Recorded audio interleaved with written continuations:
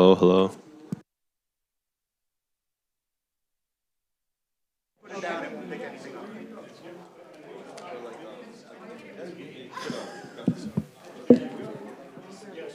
Hello. Hello.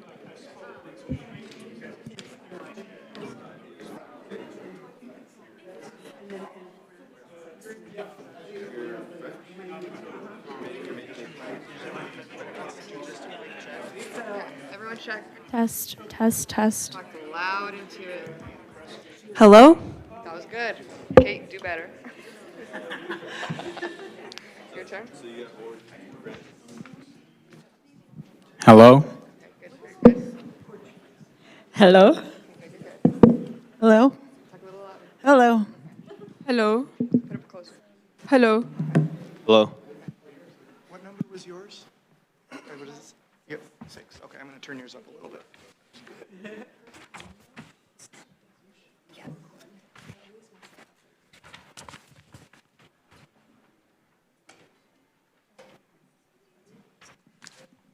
Good afternoon, everyone. Thank you for coming today to our spring town hall hosted by our student senators. Before we get started, I'd like to have Jennifer Madrid come up to go ahead and give us a welcome. Good afternoon, everyone. My name is Jennifer Madrid, and I serve as a Dean of Students. It is truly a pleasure to welcome you to the Spring 26 Student Senate Town Hall. Thank you for taking the time to be here and Recording engage in progress. in dialogue, connection, and shared understanding. I would like to begin by recognizing and thanking our student senators. Your commitment to preparing for today's town hall, representing your peers, and elevating the student voice across our college does not go unnoticed. So you are leaders, advocates, and change makers, and we are grateful for the time, energy, and care you bring to this work. I also want to extend my sincere appreciation to our chancellor, our provost, our college administrators, faculty, and staff for being here today. Your presence reflects a shared commitment to listening, learning, and partnering with students to strengthen the college experience. To our students and guests, thank you for showing up, being engaged, and contributing to this community. I would also like to thank our student experience leadership team for their ongoing support, collaboration, and commitment to enhancing the student experience across all campuses. A special thank you to our student life team for their guidance and leadership in supporting our 25-26 student senators. Your mentorship and dedication plays a critical role in developing student leaders and ensuring spaces like these are meaningful and impactful. Today is about conversation, about hearing directly from our students, sharing perspectives, and continuing to build a college environment where every voice matters. So at this time, I'm going to pass it over to Talea and Kaylee to introduce our senators. Thank you. Thank you so much, Jen. We'll go ahead and head right into our student senators' introductions, and then they'll continue on with the town hall. Hi, everyone. Welcome to the 2026 Pima Community College Student Senate Town Hall. My name is Rachel King. My pronouns are she, her, and I'm the Student Senate Chair, as well as one of the senators representing the Northwest Campus. I will be graduating this spring with an Associates of Science, and I'll be majoring in electrical and computer engineering at U of A this fall. The Student Senate functions to advocate for the common interests of all PCC students and to share student achievements and concerns with fellow students. The Pima Governing Board, the Chancellor, the All-College Council, and the administrators. Once a semester, the Student Senate hosts a town hall for the campus community. The town hall is a time for senators to receive feedback from their constituents and provide updates to their community. Our senators will begin by sharing their introductions before we move on to our individual campus updates. Afterwards, we'll initiate an open forum where we can have any questions or concerns addressed. I'd like to invite Kate Bender to begin with our land acknowledgement and her own introduction. Hello. Thank you for your participation in our Spring Town Hall. Before we begin our program today, we would like to begin with a land acknowledgement. Today's event is taking place on the ancestral lands of the Tohono O'odham Nation and the Pascagoyaki tribe, whose people have been living and working on this land since time immemorial. Pima Community College is located on the original homelands of the Tohono O'odham people and the extended homelands of the Pascagoyaki tribe. We honor and pay respect to the indigenous peoples past, present, and future, who have nurtured, sustained, and stewarded these lands. It's one thing to acknowledge this history, but it's another to recognize an ongoing commitment to support indigenous communities. At Pima, that commitment includes helping support the establishment of the Tohono O'odham Community College and our ongoing educational partnership with the Pascagoyaki tribe in areas such as emergency medical technician and other career technical education programs. As a community college, we are encouraged not only to recognize this land, but to continue learning about the tribal communities connected to it, to uplift their voices, and to contribute to a more inclusive and equitable future. My name is Kate Bender, and I use she, her, and ella pronouns. I am currently studying liberal arts here at Pima, and this fall I will be transferring to the University of Arizona to pursue journalism. I currently serve as a representative for the Northwest Campus, and in addition to that role, I am the parliamentarian and the Student Senate project lead. I am also a member of the Phi Theta Kappa Honor Society. This semester, I've been focused on my work in the Student Senate alongside an intensive honors writing project centered around domestic violence victim advocacy. Through my time in the Senate, I've developed skills in leadership, advocacy, and collaboration, and I've learned how to navigate difficult conversations, represent diverse perspectives, and push for meaningful, practical change within a system. Those experiences have been incredibly formative, and I plan to carry them forward into my future. I intend to pursue a career in law where I can continue advocating for survivors of domestic violence and work towards building systems that are more responsive, equitable, and supportive.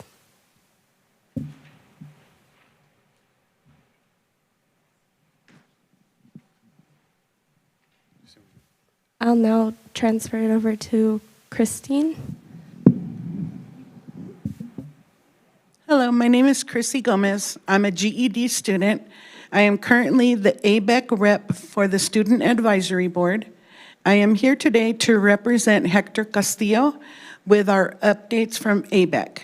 Hector Castillo is the Student Senate representative for ABEC, currently taking ESOL 71 English classes and U.S. citizenship classes at the downtown campus. He is one of our 2 Board of Governors students representatives and all College Council representatives. Thank you.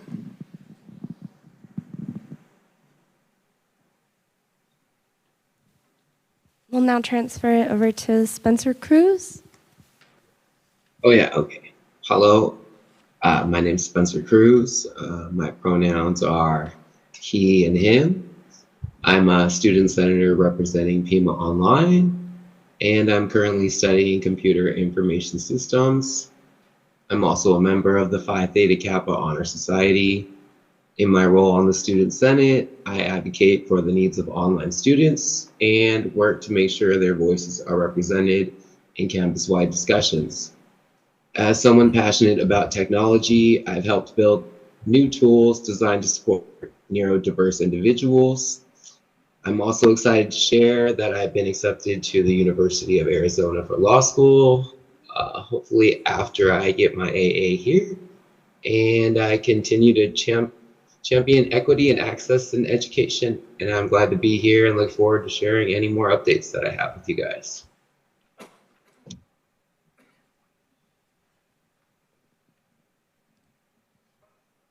Mehek, if you'd like to introduce yourself. Good afternoon, everyone. My name is Mehek Mittal, and I use she, her as pronouns. I'm a computer science student, and I'll be graduating in May 2026 with my Associates of Science. I serve as a student senator representing the West Campus, where I advocate for student voices and work to strengthen communication between students and administration. In addition to my role in Student Senate, I work with Student Life as a peer mentor, where I support fellow students, foster engagement, and help create a more inclusive environment. I'm also a proud member of Phi Theta Kappa Honor Society, which reflects my commitment to academic excellence and leadership. As an aspiring software engineer, I am excited to continue my academic journey by pursuing my bachelor's degree in software engineering starting this fall. I'm excited to be here today and proud to share the West Campus updates. Hello, everyone. My name is Marina Rangiami Haza, and I use she, her as a pronoun. I serve as a student senate representing the East Campus, and I'm currently in my first year of veterinary technology program. And I'm happy to be here today, and I look forward to sharing updates from the East Campus. Thank you, Marina. Good afternoon, everyone. My name is David Rojo. I'm the student senator for the downtown campus. I also serve as student representative of the Board of Governors. I'm also the president and founder of the Pima Rocketry Club, a SEDS chapter, and the first and only liquid rocket club at a community college level in Arizona. I plan to transfer to a university to pursue a bachelor's degree in engineering and dedicate my work to developing new technologies and advancing a more sustainable future for the country and all Americans. My goal, becoming a senator, was to provide a strong voice for the students at the downtown campus and across Pima as a whole. One of my main focuses has been working on solutions to improve safety at the downtown campus, as it has the highest crime reports compared to the rest of the campuses, which is largely due to its geographic location. Thank you. Hello, everyone. My name is Cesar Peña, and the pronouns I use is he, him, and él. I am currently studying liberal arts to transfer and focus on electrical engineering in NAU in a program called Engineering Technologies 9030. I represent the Desert Vista campus. Thank you, everyone, for your introductions and your contributions to Pima thus far. Now that we've all introduced ourselves, we'll begin sharing our campus updates. At Northwest Campus, our biggest upcoming event is STEAM Fest, which will take place on May 8th from 4:30 to 7:30 p.m. This event serves as both a student symposium and a campus open house. Students will be presenting their research, and the broader community is invited to attend and engage with work across science, engineering, and the arts. In addition to student presentations, local businesses and organizations will also be present, giving attendees a chance to explore different fields and opportunities within our community. We're also looking ahead to this summer, when we will be welcoming both YMCA youth and SARSEF students to campus for a variety of summer camp programs. These programs help bring younger students onto campus and introduce them to academic and career pathways early on. The college is currently working with ARC Resource Center and Food Pantry to expand accessibility-related services to Northwest Campus and to implement those changes by the fall of 2026. This is a part of a broader effort to ensure students have access to the support they need to succeed both academically and personally. On the Student Senate side, we have been continuing work on our Student Senate project, which is aimed at improving student access to food across all campuses, but particularly at Northwest, as it currently has the least amount of food options for students. We are exploring options within the college's parameters. This includes ongoing research to outreach efforts to better understand what students need and where gaps may exist, particularly in areas related to student support services. We will also be hosting this semester's Fuel for Finals event and administering a survey around food insecurity and preferences for students to fill out, and then reporting our findings to the school administration at the end of the project. As well as a presentation to Pima's admin, the Senate will also be presenting the findings at the May Board of Governors meeting. We're looking forward to sharing more updates on those initiatives at our regular Senate meetings as they continue to develop. And I'll pass it to Christine.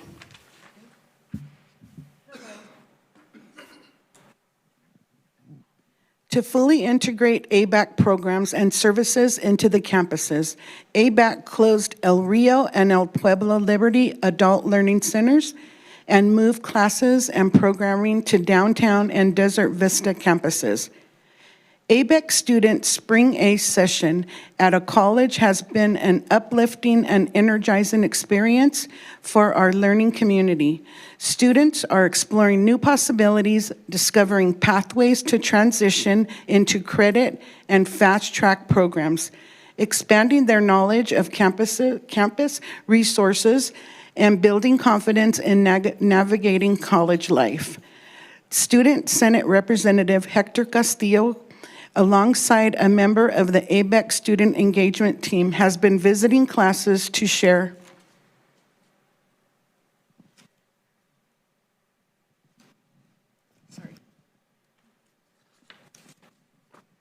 campus information and highlight how Pima programs and ABEC work together to support.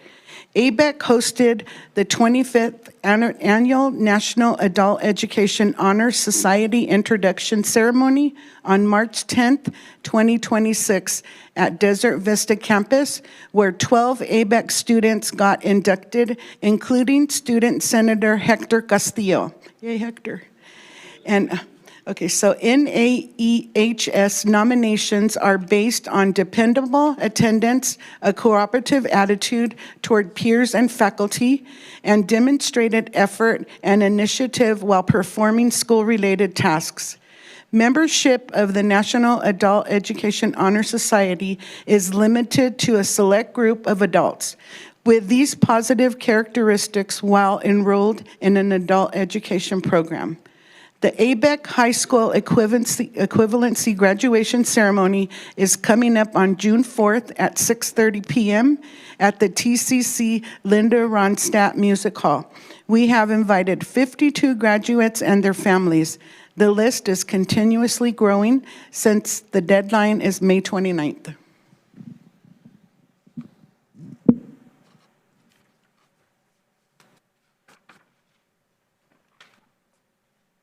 Thank you. I'd like to share a few highlights and updates from Pima Online this spring. This semester, Pima Online has continued expanding student access, engagement, and instructional quality. One major update is the renovation of the Pima Online Media Lab and Studio, which now includes upgraded production capabilities like multi-camera recording, live switching, a podcast space, and flexible studio layouts. These improvements support higher quality course content and more creative projects for online learning. We've also seen progress through the Strive Online Title V grant, including the launch of the Virtual Success Center, which brings tutoring, advising, and technical support into one centralized online space. The peer mentoring program has also continued to grow, helping online students build community and navigate their academic journeys. On the instructional side, the college is expanding the use of Creator Plus and Brightspace, with over 120 faculty members now trained to create more interactive and accessible course content. There is also a strong focus on ADA and digital accessibility using tools like Ally and ReadSpeaker to ensure online courses meet accessibility standards and better support for all learners. Student success data continues to show positive outcomes. Programs like Mentor Collective and C2L, also known as Inscribe, are helping improve persistence and course success rates for online students, providing a strong foundation as these tools continue to scale. Overall, these efforts reflect Pima Online's ongoing commitment to improving the online student experience through technology, support services, and accessible course design. Thank you. Thank you, Spencer. Moving to the updates from the West Campus. Academically, we have expanded our learning spaces by adding 2 new classrooms and upgrading technology systems in 2 additional classrooms enhancing the overall student learning experience. In terms of campus accessibility and infrastructure, improvements have been made across campus, including the addition of ramps near the gym and other areas to better support students with mobility needs. Additionally, a new entrance to the Veteran Center has been established through the bookstore lobby, making it more accessible to students and visitors. We have also seen important administrative transitions with several departments from the district office relocating to the West Campus, including the Registrar's Office, now located on the second floor of A building. On the student achievement side, we are proud to share that our men's and women's basketball teams advanced to national tournaments, and our women's team made history by winning the national championship for the first time at Pima. The campus community has also remained highly engaged through events and outreach. In February, we hosted two large leadership conferences for local high school students, the Youth and the Peace Conference, with approximately 250 attendees, and the African American Youth Conference with over 650 participants. As we approach the end of the semester, the Arts Department will be showcasing student and faculty work through performances and exhibitions in the Student Art Gallery. Overall, it has been a semester of growth, achievement, and continued commitment to improving the student service at West Campus. Thank you. Moving on to the East Campus, we welcome a new academic director of the FedTech program, Dr. Carrie Malone. She will replace Dr. Carla Lombana as she returns to her veterinary practice. Another key position, the Dean of Public Safety at the East Campus, has been filled by Dr. Todd Cannell. Two new CIS faculty members will begin their position in July to help support student and campus services. We also have several facilities and safety improvement happening at the East Campus, including sidewalk repair around campus and a new ramp installed to the Veteran Center. Lighting adjustment for improving safety has also been added, along with electrical upgrade and improvement in the art gallery with fresh and repaved floor. We also have two new classrooms in building E1 and E3, and the VETEC program has a new instructional table in E6 to support hands-on learning. There will be a fire drill scheduled for April 28, 2026 to help ensure everyone is prepared for emergency. Academically, more 8-week science classes will be offered at the East Campus in the summer to give students more flexible options for class hours. For student activity, the FedDep Club will host a dog wash fundraiser on April 25 and 26 from 9 a.m. to 3 p.m. to support students and engage with the community. Student Life will host in cap and tassel decoration opportunity as graduation ceremony near. Full for Final will take place at Student Life and the Learning Center to support students in their study and class final. Finally, there will be a college-wide open house on Friday, May 8 from 4 to 7 p.m. across all campuses, which is a great opportunity for future students to explore programs and resources. That's all the update I have for East Campus, and I would like to give the speech to Cesar.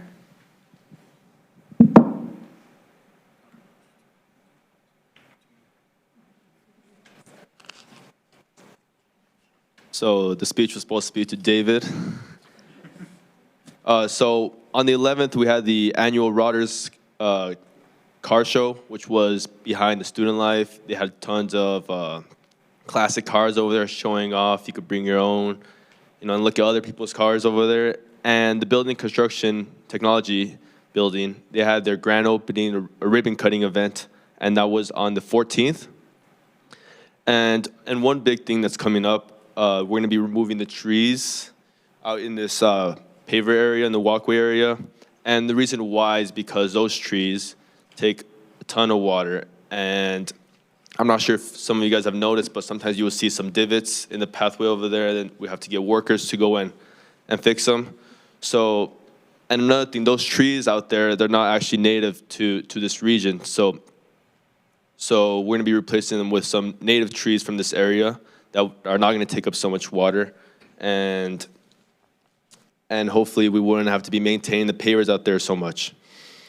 And lastly, we're working on getting the library painted, and hopefully we'll get that by July, so by the summer, and hopefully it'll be fully painted by the time students come in August.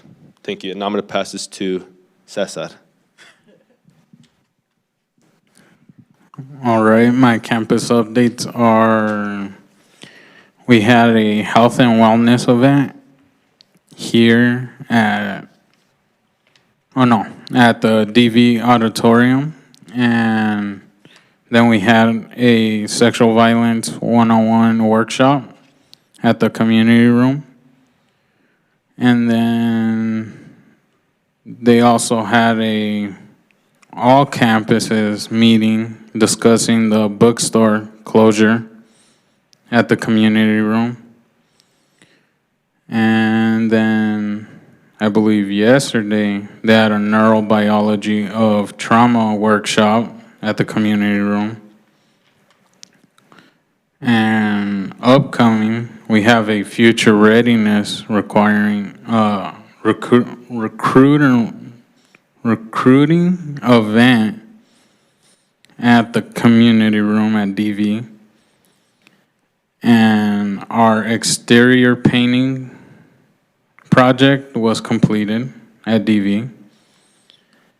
And they are discussing a possibility of another mural at DV and a project for a central HVAC in process. Also, I spoke with the director of culinary, and because our bookstore is closing, he's trying to work on getting approval for 4 part-time workers for the Azteca Grill for the cafeteria. And a bag that we got over there, a couple of students are asking for a higher level for ESL 88. And that's all for me. I pass it to Kate Bender. That concludes our campus updates. We will now transition into the Q&A portion of our town hall.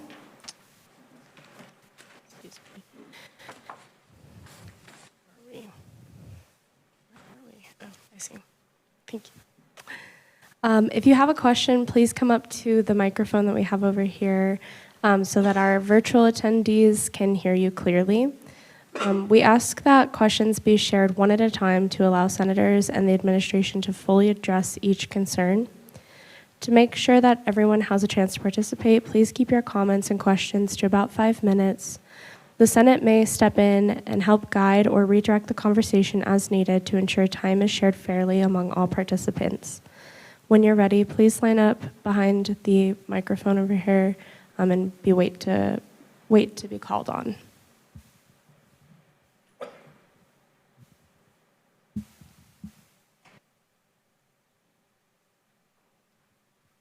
Not all at once, guys.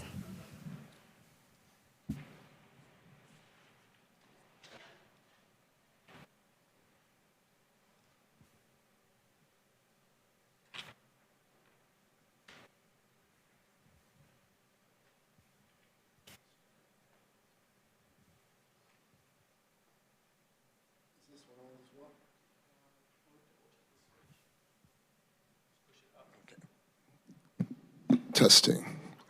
Thank you. I just wanted to ask the Student Senate, first of all, before I do that, I wanted to congratulate all of you for almost making it towards the end of the year, right? We're almost there. Thank you very much for all you've done. Appreciate Thank that. you. I wanted to ask the Student Senate, if you want to take turns, you can choose somebody, but how has Student Senate impacted your lives as learners right now in college, but how has it impacted your life, and what do you see your future involved with activism or politics or just leadership? If you want to start over on that end, I guess. Thank you. Sure. Well, I can say that Student Senate has taught me a lot about collaboration. Obviously, we have a lot of people on this panel, and everybody has an opinion. And it's taught me a lot about making sure that everybody's voices are heard. It's really redirected me towards, I would say, politics, especially working in a system. Obviously, there's struggles that come with that, working with administration and trying to get things that we would like done within the limitations that exist in that system. So that's taught me a lot about that and really given me, I think, a sense of purpose in that area. Rachel? That's a good answer. That's a really difficult question for me because I did specifically go through a lot at the beginning of last semester.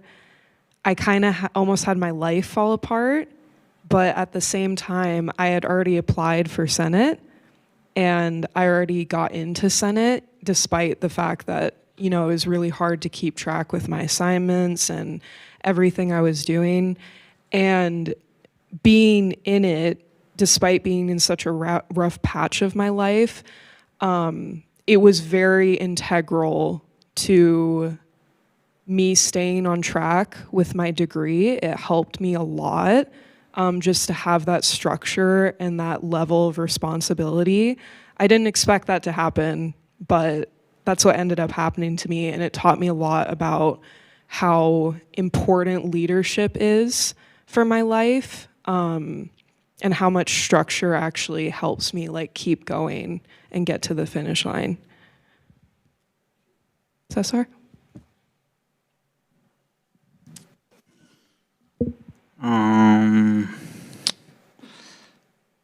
For me, I would say it opens doors and new opportunities, and it's kind of stressful. Puts a lot on your plate when you're also doing a bunch of classes. But yeah, I would say it opens a lot of opportunities for you. Yeah. In my part, I think being a student senate has really helped me to grow in my personal and leadership skill. And also, as a student senate, I feel so supported with my peer and people at Pima. And it makes me want to support my peer student as well, because I know how much being supported can impact someone's life. So. Hello. Being on the Student Advisory Board has given me a lot of confidence in studying and just knowing that there's always somebody that can help me if I'm stuck. So I really love that. And the staff is amazing. And I'm not just saying that, but every time you need something, you can just call people or email and you'll get an answer and you'll get help right away. And that's been helping me a lot. And I just love all the opportunities, and especially if they're going to cut money, I would like to be involved in speaking and saying how much this is helping me. For me, I would say like as an international student, when I came to States, I didn't even know how to like use D2L, and I used to go everywhere and I got help from everywhere, and I used to wonder whether if I could be at that place to help someone any day. So personally, being in the student senate has helped me grow a lot, and my leadership skills, helping students or connecting with them, collaborating in the team, and has opened a lot of opportunities for me. So I think I'm gonna let Spencer go first. Make sure we don't forget about our online representative, and then I'll go. So I just think I started this recently, and it is just helping me with communication and connecting with people a little bit more, as well as some background in some type of political gain would be what I am doing this for, I guess you would say.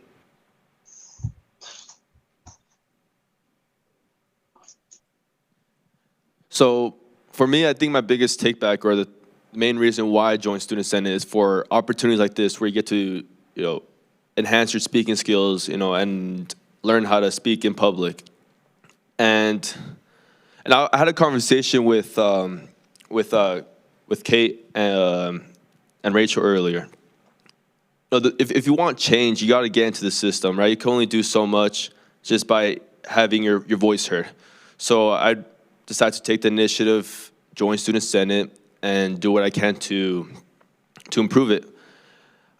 I'm not one to just whine and complain from the outside. The best way to make change is really by going on the inside. And to get back to my first point on public speaking, a lot of people are afraid of public speaking, and so am I, if I'm being honest. But I forgot how the saying goes, but a taste of, you get a taste of poison every day, then you grow immune to it. I'm sure you guys have heard of that. So I hope, maybe 10, maybe a few years down the line, I'd be able to speak, better in public. So I think that's one of my biggest takebacks from joining Student Senate. Any more questions, guys? Hello, my name's Gabriel Catalan. I'm a GED student here. I have a question for Kate and a question for Christina, right?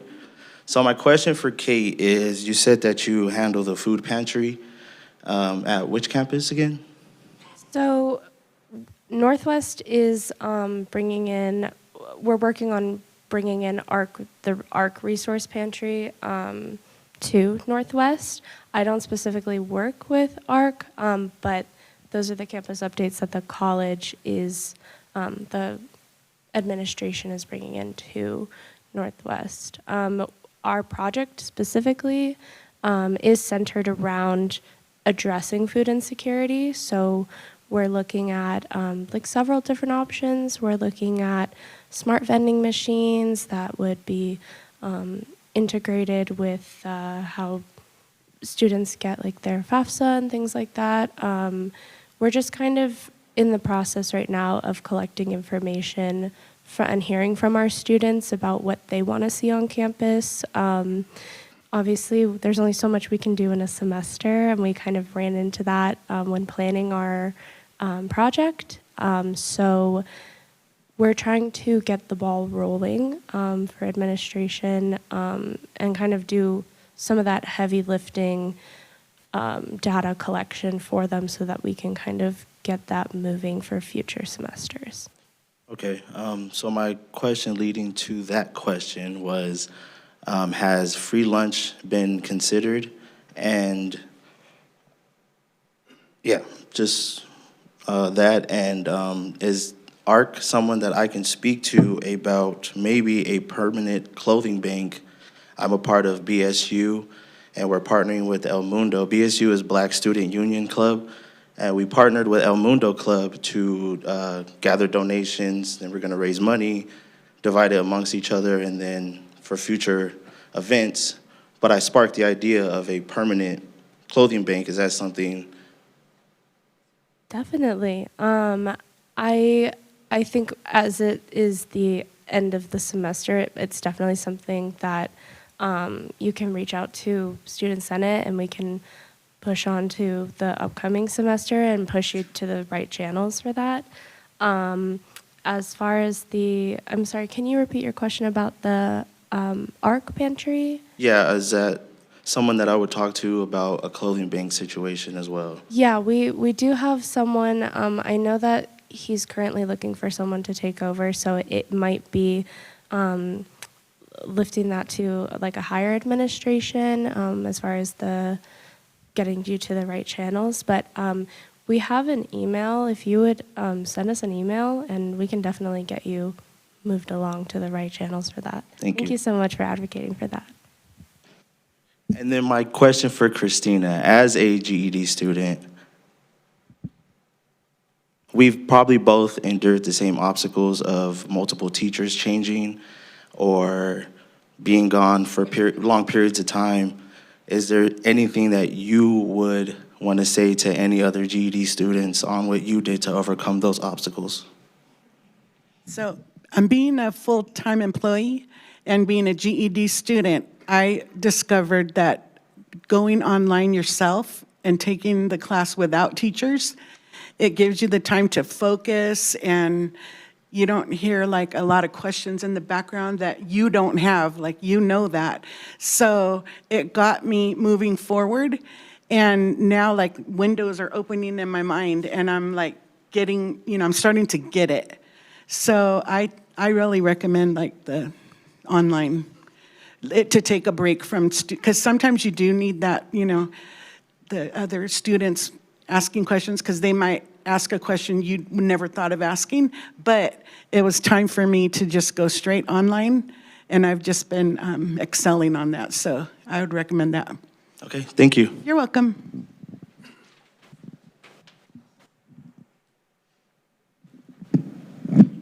We have Lori here who represents ABEC, who can also share some words. Thank you for your question about adult basic ed and GED classes. For those who don't know me, I'm Lori Kierstead Joseph. I oversee our adult basic ed for college and career division.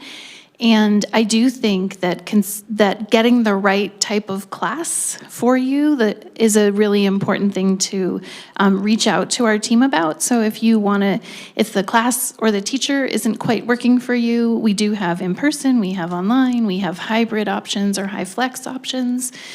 So I would just recommend talk to the teacher you're working with now, or reach out to our team. I know Stephanie's here with our Student Services team, Stephanie Dennison. We really want to know if it's not quite working for you and help you connect to the class that will work for you. So thanks for your question.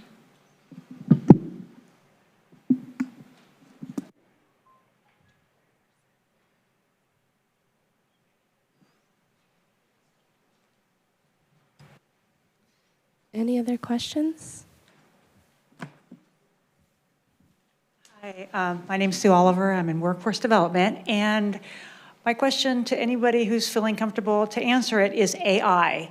Is it hype? Is it hope? And as you make your way into your next step in your career, how has it supported you? Maybe not. What are your thoughts on that you can leave us with today? Thank you.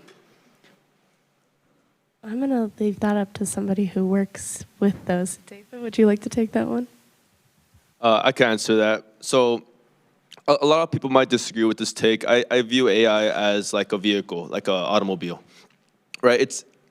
It's gonna, at first, it's gonna do a lot of damage to environments such as, like CO2 emissions and whatnot. But I think we have to embrace it and try to do our best to try to minimize the emission from it, right? When cars first came out, they were emitting smoke like a chimney, but now we have catalytic converters to minimize that. So, but on the question of is it a bubble, I'm not sure about that. It very well could be, but if I had to bet on it, I would say it's not a bubble, but it's just growing very rapidly, but at a very steady pace.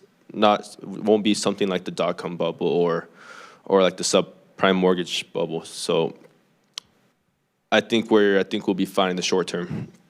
But I use AI all the time. I take most of my classes online, and that's been very helpful to me because I find myself doing homework at midnight a lot, and I can't really email a teacher or anyone at that time. And sometimes YouTube videos can only help you so much. So AI would help you like, hey, ChatGPT, help me out with this. And they'll answer in a second. So I think it's been a very useful tool, but like a lot of other things, it's going to replace certain industries, like automobiles. They replaced the horse carriage industry. And of course, a lot of people are going to lose their jobs, but a lot of people are going to gain their jobs, like working in manufacturing or automobile design. And I'm a big fan of AI. I'm a big fan of it. So that's my personal take on it. Anyone else? I can go as another one of the engineers. Yeah, I am doing electrical and computer engineering, and I plan to work in software engineering, so AI is very directly related to my career. And of course, it's related to my education because it's become such a big part of learning. I actually did an interview at West Campus earlier. 2 employees came up to me and asked me about like student opinions on AI. So I just thought about this question. I think that in general, like David was saying, I think AI is just a technological advancement. It's not anything crazy. I think the reason that it's become such a big topic and such a polarizing thing is because it's available to everyone. We don't get new technology that is available to the general public so quickly, and now it's become a struggle for faculty to figure out how to allow students to use it because they will in their career, but then also not completely cheat through their work. But I think we're going to quickly get used to it. I think it was just the fact that it got rolled out to the general public so quickly that made it so difficult to deal with. I'd also like to add, even though I am not in either of those, and I will never be working with computers, in my day-to-day as a student, I have had a couple of classes where professors will actually have us sit down and put prompts in and see how we can use it to aid in our classwork. And personally, I like to use AI not for plagiarizing or anything like that, but more to organize things. I think that, especially I'm going into journalism, and something that can be really time consuming is organizing thoughts and ideas and articles and resources, and AI can do that in 10 seconds, and it can cut a huge load of our coursework and our time. And I think that if we utilize it as a tool instead of looking at it as something that is looming upon us, I think that that is the right perspective shift.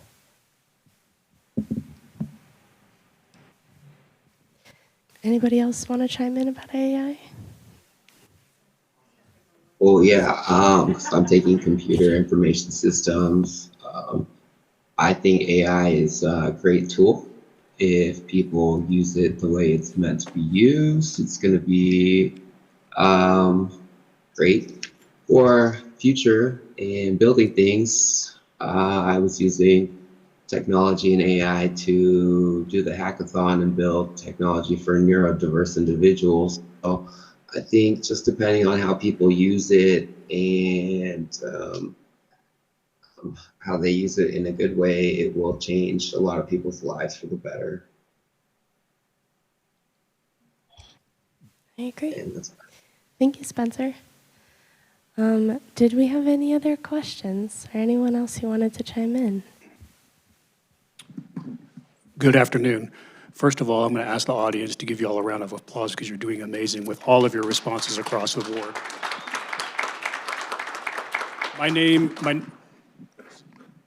My name is Ian Rourke. I currently serve as Provost and Executive Vice Chancellor here at Pima Community College. I'm really excited about the videos for each of the campuses that recently came out. David was a star, and I can't remember if others were too, but those videos were really, really good. And Ms. Gomez, thank you also, Christine, for the sharing about the experience from the students' perspective on moving adult ed to the campuses from the learning centers. They had been at the learning centers for decades, and so that was the biggest change for that, and so it really warmed my heart, and I know Lori's and others as well, so thank you for that specifically. I don't know if all of you are full-time or part-time or a mix, but have you struggled in your academic career with the number of classes that you've taken at any given time, like 4 or 5 a semester? What are your thoughts for how we could help students better, right, pursue their certificate or degree and complete on time, but perhaps look at the schedule differently? And or what are some of the ideas you have with sort of how we can help students succeed at higher rates when they're taking so many classes at a given time? I think you should go first. Yeah, I've thought about that a lot because as an engineering student, it is a struggle being full-time just in general.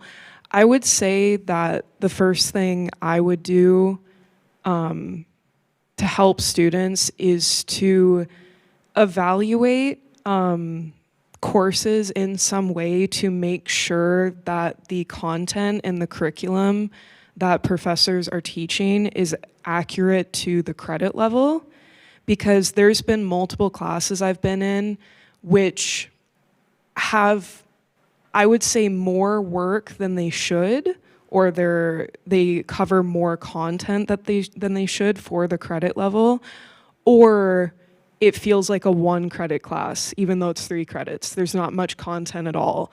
Like I took Calculus 2 the previous semester with a different professor than the current semester, and it's a completely different experience because they have a different curriculum. This one is much easier because he's teaching less content. So that's what I would do first. I would say, honestly, my biggest hurdle this semester has been class availability, especially for some of our like 100 level classes. We just don't have a ton of availability for evening, for biology, or just some of those lower gen ed classes. And I think that would really help when balancing the days and the schedules. I'm a full-time student. I don't have a side job. And so I think that, like, when I'm balancing my week, I don't want to take 2 classes back to back, but in some cases that is just what I have to do because that's the availability. And I think being able to take a class in the morning and take a class in the evening, or take 1 class in the evening and the next day take a class in the morning, would really help the time that I have to prepare for class or get my homework done. And availability would really help that out.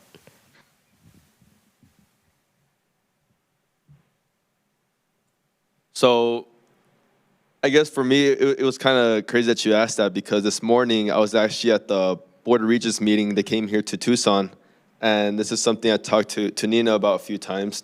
But I went over there with another student, actually asking the exact same thing that you're asking, concerning that.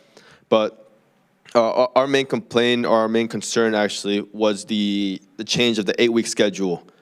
I didn't take a survey on this, but just speaking to a few of my friends, they're not very happy with that change. So, but how should I phrase this? So, as an engineering major, right now I'm taking 3 other classes that are completely irrelevant to my degree. So I know for a lot of people, some of you guys have been to college already, and you guys have to go through that struggle of taking those courses that are irrelevant to your degree. But But I want to be the change. I want to fix that. So I went to the Board of Regents meeting and asked them, hey, instead of having students take the special requirement courses, why not have them take something useful instead? So my idea was to replace those set courses with financial literacy courses. So, because those are going to be much more beneficial to the future, because I've spoken to a lot of college graduates who, let's say they study, I don't know, law or something, but they don't know how to budget, they don't know how to save, they don't know, basic financial literacy. So you guys could find that, the full take on there. I'm not going to take a political position, of course, but if you guys want to see the video online, it's on YouTube somewhere. But I guess my idea or my proposition would be to either have courses that are solely focused on your major, or replace them with something useful. So yeah, thank you for your question. Anyone else? For me, I would say as an engineering major, this semester I'm taking 18 credits, and that's a lot of like 5 or maybe 6 classes. So that's really difficult to manage, and I also do part-time, but my supervisor is so good that she always cooperates with me if there is anything that comes up. I would say for any class, like for specific class also, there are different curriculums that are set by the professors. I think students should firstly go through the curriculum if that suits with them, because in this semester I firstly took one class and I wasn't really able to make up with the kind of deadlines it had just before the starting of the class. I really can't complete those at that time. I think I can complete them by the midnight only. And so I later shifted to the another course of that, like another class of that course, and that worked for me. So I would say looking at the curriculum first would maybe a helpful thing.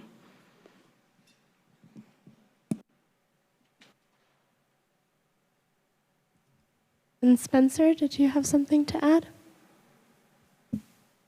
Oh yeah, I was gonna say I was taking the accelerated course for writing, and I did not think I was going to like taking that course at all. But being that it was actually a lot shorter, I think it was a lot easier for me to take that course. So I don't know if the shorter courses are something more difficult for people, but I find it to be easier that I can learn it all within a shorter period and not have to remember it all like 6 months later that I learned at the beginning. And for some of the online courses, some of the dates that the projects are due, or you have to have them in by, they could kind of be extended a little bit for being online. It's just sometimes, I guess, that midnight deadline is just, it could be extended, I guess. That would be a little bit easier, so you're not just kind of like rushing to get through an assignment, and you actually have like a little bit more time to learn it. So that's all I'd have to say about that.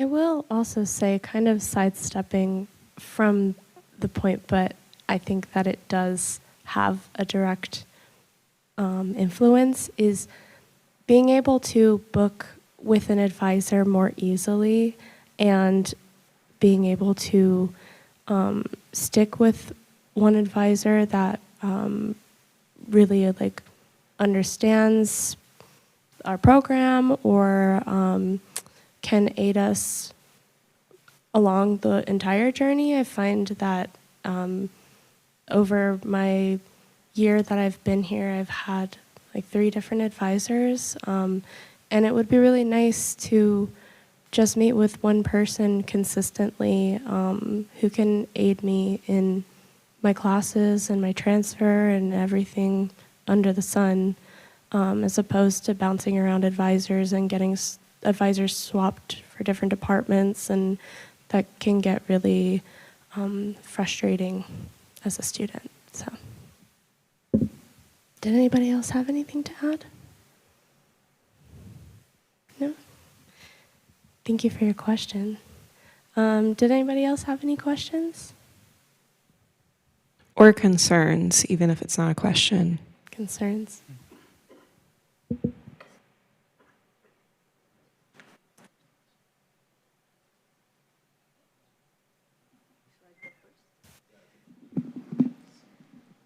So good afternoon, everyone. I am Vivian Knight. I am the Department Head of Business, and so I'm actually located at downtown campus. One of the questions I have for you is that how do you work with your peers to make sure that their voices are being heard and then you can bring it forward to the college? And I'm just curious about how you connect with them at your campus. I know you all the representative from each different campus, but you may not necessarily take all-day classes there. So I'm just really curious about how you work together so make the miracle happen. I will say we all have our pictures very big at every campus. I've seen it. So some students have recognized me from that. My professors will also bring it up if I don't bring up that I'm a senator. So it just ends up being spread around in our campuses from my experience.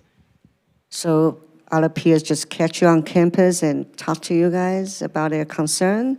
Yes, my friends ask me every single question they have about Pima. Great. Do you have like a email communication with like student senate, right? So they can send email to you all? Yeah, we have an email that students can send emails to, and all of us should receive it. It's pcc-studentsenators@pima.edu. Thank you. And I forgot to mention, I'm also the Faculty Senate Vice President, so it's my first time joining your meeting, so it was nice to hear what you have. And I do have other question about like a curriculum design things, because for my department, I standardize all the course content, so it doesn't matter the student are taking the class with which instructor, they're gonna receive the same instruction. So as a student center, I was curious, will you appreciate that kind of approach? Because you're talking about like different load, different focus on the different classes. I would say from my personal experience, I do really like when professors can make their own curriculum because it fits their teaching style. But the issue that I've noticed happening is that sometimes they don't reflect their curriculum with the amount of credits that the class is. Like, for example, my friends are in differential equations, very high-level math class, and they have a quiz every class day for like 3 weeks straight.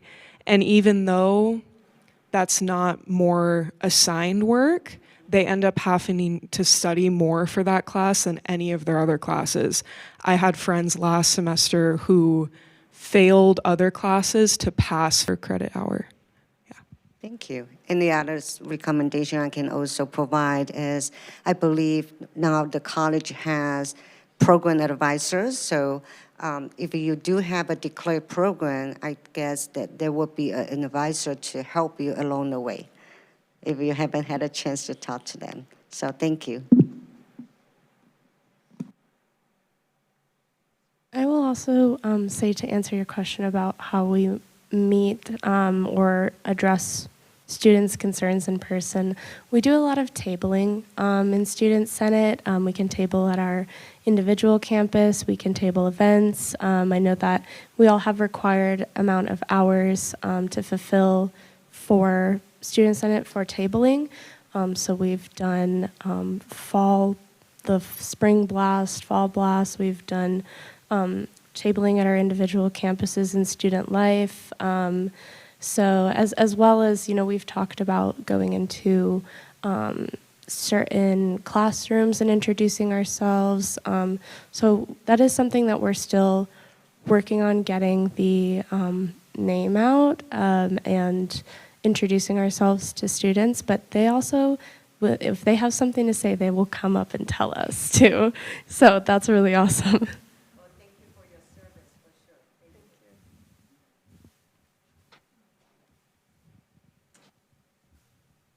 Kate, if I could just address your comment about program advising. Thank you for that comment and for that perspective. I did want to let you all know that, as Vivian mentioned, you do have an assigned advisor based on your program of study. And so there's ways that you can get connected with them and get an appointment scheduled so that you can review your academic plan. But to the point of advisors changing, I'm sorry that happened while you were here at Pima, but that happens a lot because we are constantly looking at the caseload volume for our advisors to make sure that they don't have too many students. We want to make sure that they maintain a good ratio so that they're providing good service to students. So sometimes we might notice that one advisor has too many students while some can take on more. So that's why sometimes we make adjustments like that. And then also we have advisors that might move on to another position here at the institution or maybe seek employment outside of the institution. So that's another reason why you might see a change in advising. But know that we try to keep things as consistent as possible for students, because we know that change can sometimes be a little nerve-wracking when you've made the relationship, but know that we're here for that feedback. So thank you. Thank you.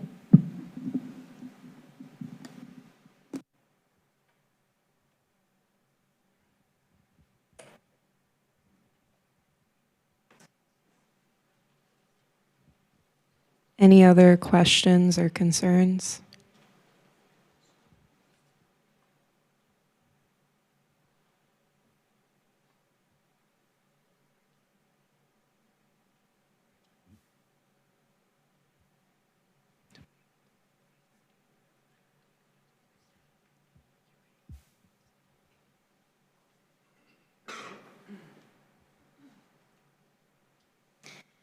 Hi, everybody. We have received a question from a student who's watching online, and it's not clear to me if the question is better answered by you all, but we're going to ask it, and y'all can help us. All right? Do you mind? Yeah, thank you, Lori. So I have a student who was at the Real Learning Center a few years ago, and she has moved to Pima. Now she's taking classes. Karina Angulo, I think I'm not sure she's watching right now. And she's taking the oral communication for non-native speakers 88, and she's requesting to have the pronunciation 88 because she has advocated and she has some students with her who are interested in taking that class, and it's not provided so far. So maybe the question is, when a student has a question about why isn't this class offered, or could we have another one of these classes or at a different location? You sort of touched on that earlier in sort of making a schedule. What are their options? Who can they reach out to to ask about that?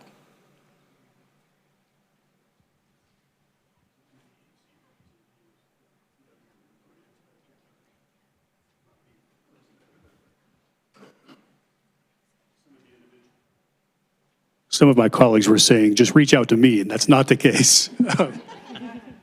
It's a big schedule, right? There's a lot of moving pieces. The campus vice president's offices are a great place. They're usually where the deans hear a lot. So we have two of our campus vice presidents here right now.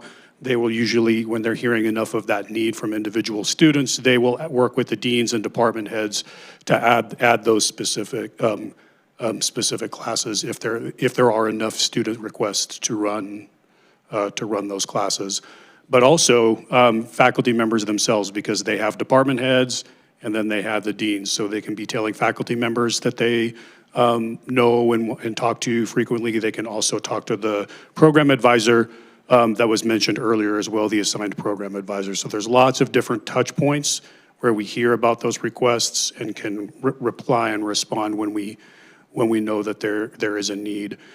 I don't know if you've used the waitlist feature. Would love to know your feedback on that because there will be some coming changes to that right now. Right, there's the cap is too many people can get on a wait list, and it's really not informative. We're going to lower how many people can be on a wait list per individual course so that the data is a little bit cleaner.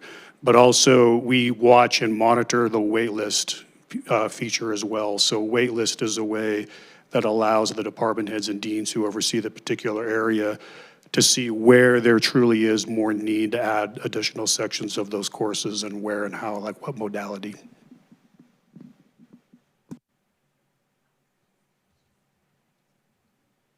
I have a question. If you have a certain amount of people that are on the wait list that want that class in a semester, is that something that you will make an online class for if there's enough people that are willing to take that class? Yes. Yes, that's one of the data points that's looked at. Okay. But is it the same semester or the following semester? It depends, right? So if it's the same semester and then we have the 14 weeks, like that's a way to add some of the 14-week sections. Again, I don't know if you've taken 14-week sections, but the data at large show lower student success in the 14-week sessions. And then that's also how in many areas there's the second 8 weeks. So if they can't hit and add it on time, like say it's like the day before, right, and there's not an available faculty member, then sometimes they'll have to assign it to the next upcoming term. But yes, generally that is the case. Cool, thank you. Yes. I have a question too. So there are some classes that are just online and not offered in person. Is there anything that the college is working on right now for those also? Because for us international students, it is mandatory to take 9 credits in person, and sometimes the classes are just online. And is there something that we do have the alternative for that too? Yes, the schedule is built a year in advance, sometimes a little bit more. The calendar is set 2 years in advance. So you have 2 years in advance calendar. The schedule is built a year in advance after that. There's a new leadership team that's in charge of the area that oversees the scheduling in partnership with the deans. That is in our Vice Provost of Academic Operations office and working with the registrar and the deans. The current practice of the institution had been to roll over the schedule so that it's nearly the same every year and then make those adjustments that Kate asked about earlier once people start signing up for classes. We have other data that we can look at to build a schedule that's more aligned to the pathways that students are on, including more face-to-face options. And so starting with next summer, the team has been directed to bring more balance to face-to-face and online offerings. And then we're not going to be just rolling over the schedule anymore like that. It's going to be built from the bottom up to match more student demand. Okay, thank you so much.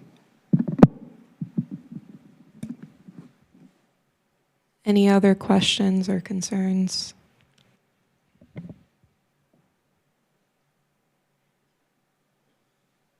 Hello, Gabriel again. I had a question for whoever has the answer. I had a teacher last semester for my writing. His name was Alex Greengard, and he offered NCCER, which is National Center for Construction, Education, and Research. And he got moved to teach construction, I believe, and that opportunity was kind of taken away. I earned about 4 certificates in that program, which gives you more of a self-confidence to continue coming. Is there, by chance, when you speak with future professors or teachers, if they have other credentials they can offer, like he did on, I think he added a Friday, because our classes go from Monday to Thursday, but that extra day, I've earned more certificates than I did before my GED. So I think that would be more of an influence to students, because when I had spoke to those who were moving up in writing, they were excited to join his class, and then he wasn't there. So is there a way that we can bring that back or substitute?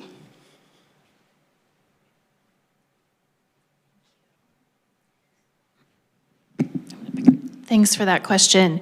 So the coursework that you're describing is one of our integrated education and training models. These are for adult ed learners learning English or working on their GED that want to also get started on some career training. And Alex was one of our IET teachers. He is teaching in another corner of the college now. And so my answer would be adult ed, the team is always working on additional IET or integrated education and training models, and we are absolutely looking at how do we continue those opportunities in BCT and other applied tech areas. We have one in IT, and we're working on some in health professions. So absolutely, we're going to keep working on it. I can't tell you when exactly it will look just like what Alex was doing because he was a specialist, but we are definitely continuing to work on it, and I'm glad you found it so useful. And then I would say, BCT runs those classes all the time, and so I think what I would love to do is have you connect with the advisor for BCT so that even though adult ed isn't offering that pairing right now, you can step into the regular programming and get started. So we'll connect.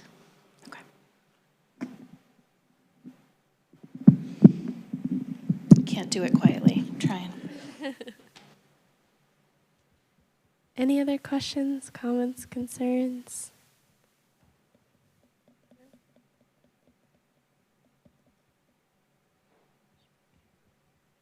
Okay, thank you everyone for attending and participating in this town hall and for continuing to support and grow Pima Community College.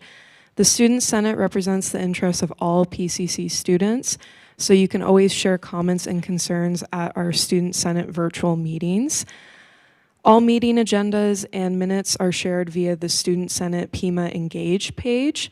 The Student Senate can also be contacted via pcc-studentsenators@pima.edu.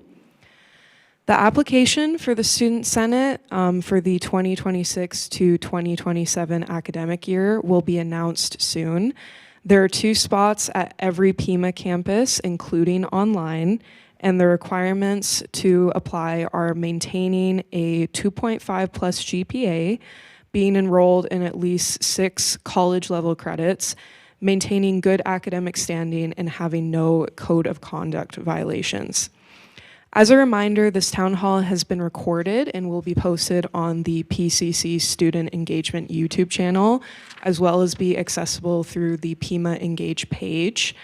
The Student Senate would like to thank the Student Affairs leadership, the college administrators, college staff, and students for attending today's Student Senate Town Hall. This now concludes the Spring 2026 Student Senate Town Hall. Thank you.